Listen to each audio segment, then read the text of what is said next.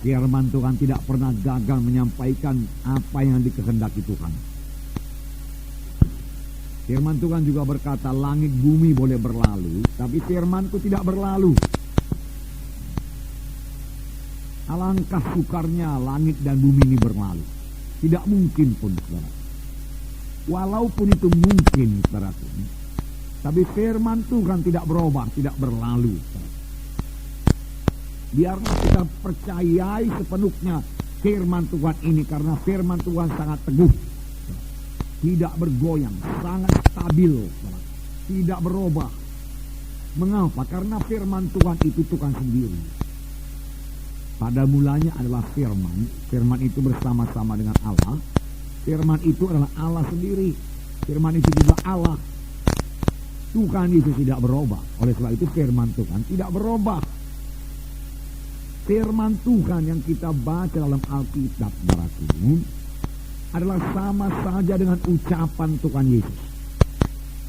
Sekiranya Tuhan Yesus berdiri di muka kita dan mengajari kita, maka apa yang diucapkan Tuhan Yesus adalah apa yang tertulis dalam Alkitab ini. Tuhan Yesus tidak akan keluar daripada firman-Nya. Oleh sebab itu kalau kita mau mengenal Yesus, kita kenal lagi firman-Nya lebih dalam. Kita mau kenal saudaraku jalan-jalan Tuhan, kehendak Tuhan, kita kenal firman-Nya. Sebabnya buku Kolose mengatakan, hendaklah perkataan Kristus itu diam dalam kamu dengan limpahnya, dengan segala kekayaannya. Jadi firman Tuhan kita berikan tinggal dalam hati kita dengan segala kekayaannya, jangan dengan miskinnya. Yaitu biarlah kita sebagai spons, ya saudaraku, yang mengisap air, ya. Spons itu saudaraku yaitu satu busa, satu karet, saudaraku, atau dari bahan plastik itu saya kurang ngerti, tapi kalau dicelupkan dalam air dia isap air itu, ya. Dia mengisap air. Ada juga orang memakainya sebagai menggosok badannya dicampur dengan sabun, saudaraku, dan dia gosok dengan spons itu. Dan kalau spons itu saudaraku taruh dalam air, dia isap air. Dan kalau spons itu dipicit, saudaraku, keluar airnya, ditekan keluar airnya, saudara. Demikian kalau kita ini penuh dengan firman Tuhan, saudara.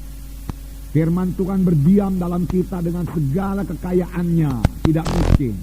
Maka ada persoalan yang kita hadapi, apa yang keluar adalah firman Tuhan.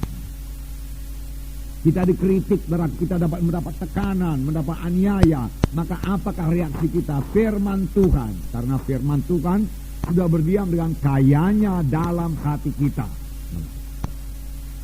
Kalau kita kaya dengan firman Tuhan, saudaraku, kita juga kaya dalam segala perkara. Amin, saudaraku. Kalau saudara kaya dengan firman Tuhan, saudara juga kaya dalam segala perkara. Segala perkara apa, saudara berkata? Saudara kaya dengan kesehatan, saudara kaya dengan pengertian, pengetahuan jalan Tuhan, hikmat Tuhan, saudara kaya. Ditambah lagi saudara kaya dengan berkat materi, kalau saudara kaya dengan firman Tuhan. Amin, saudaraku. Mahal sekali firman Tuhan ini. Oleh sebab itu, saudaraku, jangan perlakukan Alkitab ini sebagai buku biasa. Kertasnya kertas biasa, amin, saudaraku. Tulisannya, tintanya tinta biasa, amin. Tapi isinya tidak biasa. Isinya jauh di atas ilmu-ilmu dunia ini, pengetahuan dunia ini. Isinya jauh di atas ilmu falsafah dunia ini. Nggak bisa dibandingkan itu, saudaraku. Karena isinya firman Tuhan, saudaraku. Firman Tuhan yang tidak berubah dari zaman ke zaman, saudaraku. Sebenarnya Tuhan mau menunjukkan kuasanya dalam sidangnya. Karena Tuhan kita itu namanya ajaib. Saudaraku, tiap-tiap kali Tuhan bergerak mesti ajaib. Mengapa gereja kurang mujizat Tuhan? Harus ada mujizat Tuhan. Mujizat itu membawa sukacita, membawa iman.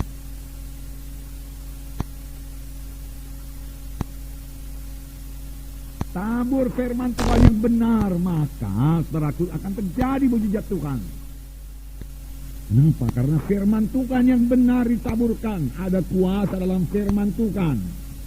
Ada kuasa dalam firman Tuhan.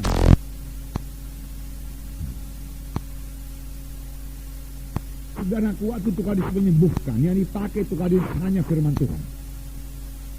Beberapa kali memang dia meletakkan tangan, tapi dia terus bicara. Dan apa yang diucapkan Tuhan itu firman Tuhan. Seorang yang sakit tepok diusung 4 orang, saudara sudah tahu ceritanya, mau berjumpa dengan Yesus dalam satu rumah di Kapernaum, karena Tuhan lagi mengajar di Kapernaum. Tetapi karena di muka pintu jendela penuh dengan jiwa-jiwa, dalam juga sudah penuh dengan jiwa-jiwa, mereka tidak putus asa. Mereka percaya pada Yesus. Siapa saja yang percaya pada Yesus pasti menerima kuasa Tuhan.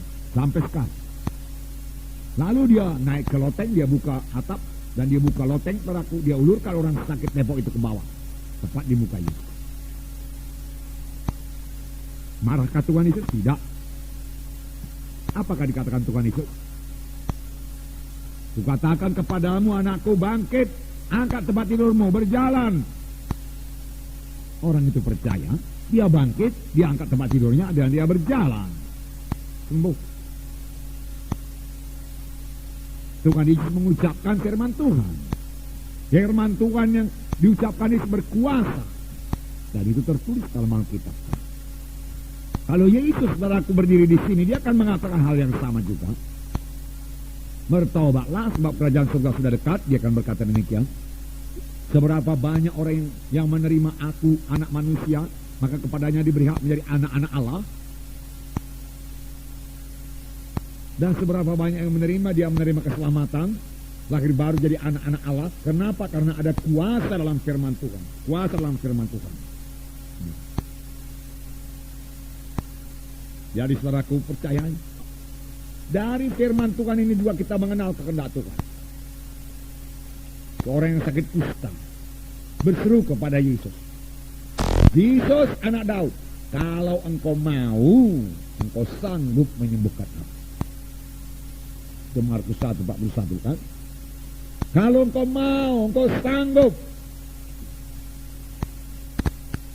Dia tidak bimbang mengenai kesanggupan Tuhan Yesus. Sama seperti banyak orang Kristen sekarang. Orang Kristen tradisional pun tidak bimbang akan kuasa Yesus. Bisa, sanggup.